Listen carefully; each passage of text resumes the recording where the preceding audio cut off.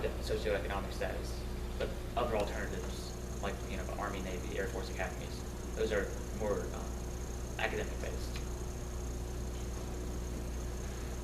Did you look at any specific programs like the Promise Scholarship in West Virginia or the Hope Scholarship in Georgia and its impact on student attainment and success?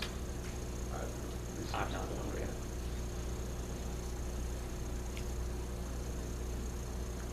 There are a lot of Democratic candidates right now. The one we've heard the most from when it comes to free tuition would be Bernie Sanders. But what about some of the others?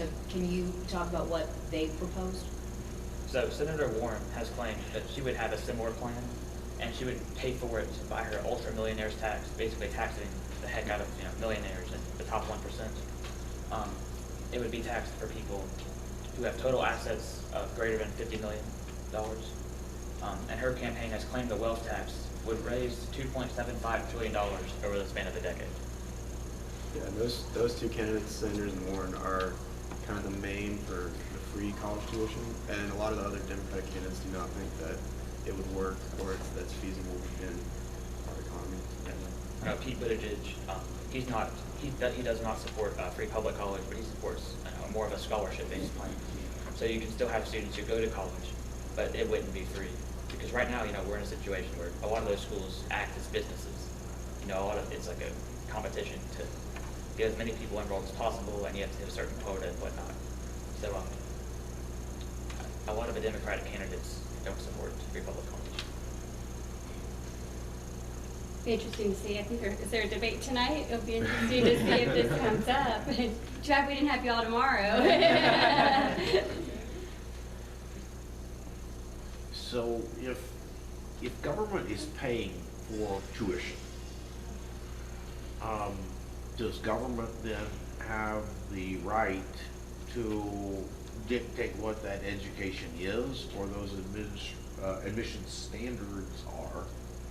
Or said another way, would a school like Maria College or a school like Asbury that are faith-based, would they be able to continue having that threshold for their students? I would assume the private faith-based schools, like the private schools, would still have their control over students because it's not, they're not receiving federal funding.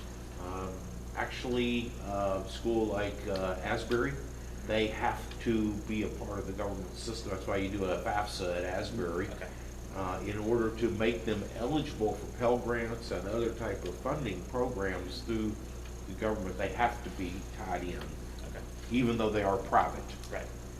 I would still assume that since they are a private college, like if you were to look at private Christian colleges versus public colleges, you can't require like a chapel session every day at a public college. You can't require certain. I know that some schools like Cedarville University requires a Bible minor. Like you can't require that at public colleges, but you can at a private Christian institution. So I would still assume they would still be allowed to do. They still have the majority of the control over like curriculum and faith-based. So Cedarville would be competing against the University of Kentucky where the tuition's free? Yeah, they'd be competing against that, but there's also I would assume that unless the requirements for getting admitted into the public colleges increase drastically, you get a much better education at Cedarville than at UK.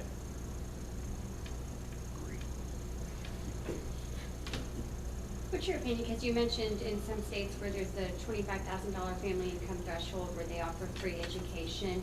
What about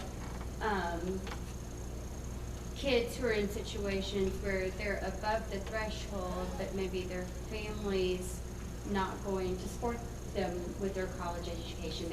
They're on their own. Once they turn 18, they're like, if you want to go to college, you're going to pay for it. And you all going through the process now, knowing that so much of what you pay is determined on that FAFSA and what your parents turn in as their family income. How do you reconcile that with these programs? And just what are your opinions in general for that person that doesn't fall under that threshold? But it's not them, it's their family income that might be higher. What would be your? Well, once again, if that is your reality, you should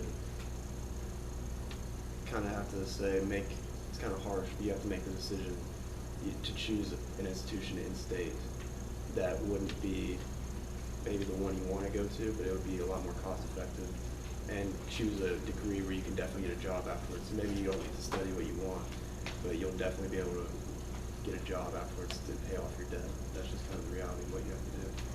And like, if you were to go to certain colleges, like some of the regional public colleges or an online college or community college, and you have the grades and the academic standards to back it up, you'll get in and you'll find a way to, like, they'll find a way to help you pay for it if you need it. Like Ethan said, like, that's not an ideal situation.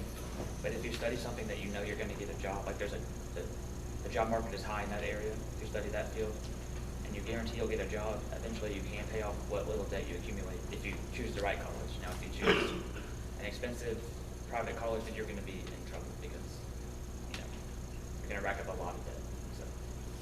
What about, did you all look at trade schools? And, you know, we hear that certain industries like electricians or plumbing or, you know, where, try to call and get a plumber to your house, they're scarce. Did you all happen to look at trade schools and how this all relates Well, to yeah. students who might want to go to a trade school or and what's being done there? I don't know that the proposed government plans would pay for trade school, but that's definitely an alternative to somebody who doesn't want to pay now. And that's high-paying jobs that they can get right out of trade school and wouldn't have nearly as much debt as a current college. Did you look at student loan default rates at all, and if so, what did you find?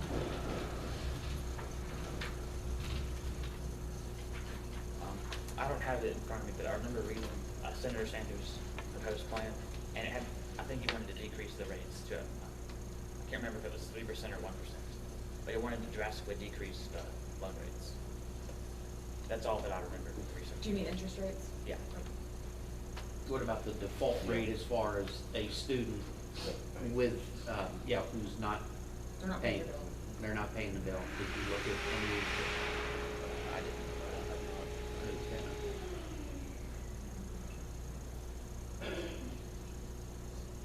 In your research, did you find anything about institutions and their room and board charges? Do they typically increase those with free college? 'Cause that's where schools really make the bulk of their money. That's where they're seeing the cash flow is through paying for dorms and for meal plans and things like that. Was there anything in research about those prices increasing? I don't know that they increased, but Okay. they definitely wouldn't decrease, they would stay the same, and that wouldn't be covered by the tuition. So that's even still student loan debt that you would have to take, and that would still put you in a difficult situation, a lot of debt out of college. To have those removed. Looking at the differences between Berea and UK, I didn't see much of a difference in room and board and meal plans. So if the government is providing free college education, does that imply that that is a right of every American? Yeah, you know, a lot of the Democratic candidates and a lot of the popular Democratic politicians who support free public college have always said, you know, it's a right to make a living wage. It's a right to be able to make a living wage. And so that seems to imply that it's a right to have the ability to go to college and to be able to sustain yourself. And personally, I think they're overlooking trades, you know, like trades, like, you know, plumbing, electricians, because those can make you can make a lot of money doing that. And right now there's a shortage of those in the workforce, so you can make a lot of money doing that. But I think it's a popular thing to say, and it's easy to say without having to necessarily back up the information. So you'll hear a lot of people saying stuff like, it's a right to make a living wage, and it's a right to be able to support your family. And while those, like, it is, you know, you should be able to support your family, you don't have to go to college to do that. What do you all think, and maybe this is personally, we know that there's an inequality in the types of high schools. We see that here in Lexington, across town, our school versus Fayette County. Those students who just are not getting a quality high school education simply because of where they live, which can then go back to the education of their parents or whatever. So if we have these free college plans that are tied to standardized test scores or their GPA or the amount of AP classes they were able to take, and And these students just don't have the opportunity to take advantage of those resources.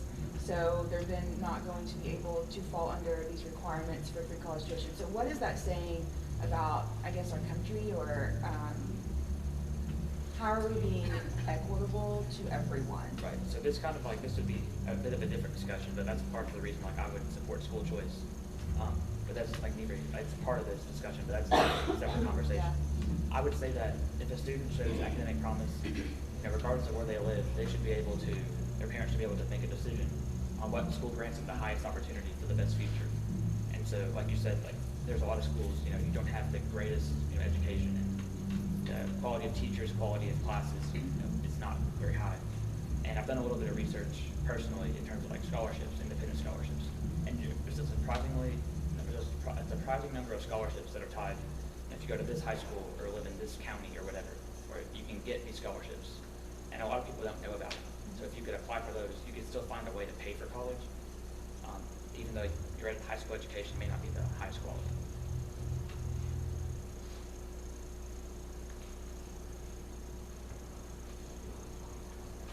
What, through your, scope of your research, I'd ask this question, I think, every panel I do. What's one of the most important things you've learned from what you did through your research on this topic? I would just Or say, something interesting, what do you think?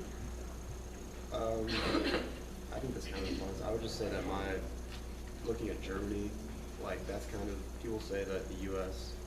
is about 30 years behind Europe, and that we will go to what they do. So just looking at Germany, they already have free college tuition, and like just seeing what could happen, the quality of our institutions would greatly decrease if we had a free public college. Yeah, I'd say first thing, nothing's really free, and I agree with you. The quality of education would dramatically decrease, and almost flip us on our head economically. You always hear about how younger people tend to, lean traditionally liberal and then maybe grow conservative as they age. But one of the things that stood out to me, there's a recent survey that came out from Bankrate. It surveyed 1,000 people, and it said that 62% of Americans support free tuition in public colleges, and among 18 to 19 to 29-year-olds, so people around our age, 77% favor free college tuition. And that stood out to me because that's 3/4 of young people, and that's a lot, and that's more than you would think. So that really stood out to me. Andrew, you said free college tuition flip us on our head economically. Can you expound on that for me? I think over time it would, the free college tuition, the level of education would decrease. We'd be having to pay for teachers, and then the cost of paying those teachers would decrease, and they would be less willing to teach, and then creating less educated workers in the job force, and it would just slowly decline the level of education our workforce is experiencing. If you look at the state of Kentucky, like UK is the most popular college in the state of Kentucky, and Louisville is probably the second most popular college. And UK, as it is, already has a housing issue. Like they had to put several hundred students in makeshift dorms because they ran out of, they made their dorms so good that students didn't want to leave. So they had a housing shortage. So, if you were to increase the number of students going to UK, which would probably happen, assuming, the college tuition is free, that issue would only continue to rise. So I feel like, unless the admission requirements increase and the number of students stay the same, I can't see a situation where this would work positively. You're all seniors going through this process right now. Did this shift anything in your thinking? I know, Josh, you have a pretty long list of schools that you're looking at. Did this change how you're thinking about things? I know we've not got financial aid packages yet, so it's a little bit hard to think about, what's going to be most affordable. But what kind of surprised you, or kind of like made your ears perk up a little bit? One of the things that I think, and this has always kind of confused me and why they do this, like if you were to look at a college's website, their tuition that listed on their website is 90% of the time is not what you're going to pay. And a lot of people don't know that. A lot of people going through the process don't know that. And whereas you, like you said, we haven't even gotten financial aid packages yet, and it's almost Thanksgiving. And realistically, we need to have a decision made in about 6 to 8 months. And so people don't have much time to decide, based on this is how much money I'm gonna get at this school, because you're putting them under pressure to decide under a short span of time. And so like if I were to look at several colleges' websites, the number that they have on their website is drastically different from the number any student's gonna pay. And so, that does make it difficult to narrow down the choices, and it puts you under pressure that spring semester to make your final decision.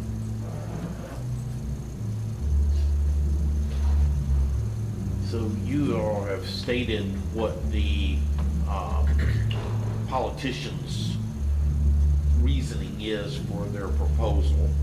What about your personal opinion? What do you think is the motivation by the candidates for either giving free tuition or reducing or eliminating existing debt? I would say a lot of it is they want votes, Yeah. obviously. Young people votes. Saying you can have free college sounds great.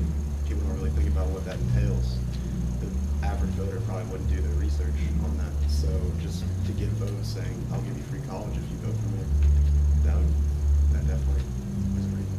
I would tack on and say, a lot of people have said 2020 may be a turning point for the country in terms of the election cycle. And there's a Democratic primary which is filled with, I think, 15 or more candidates right now. And so they're really fighting for the primaries, who can win the nomination.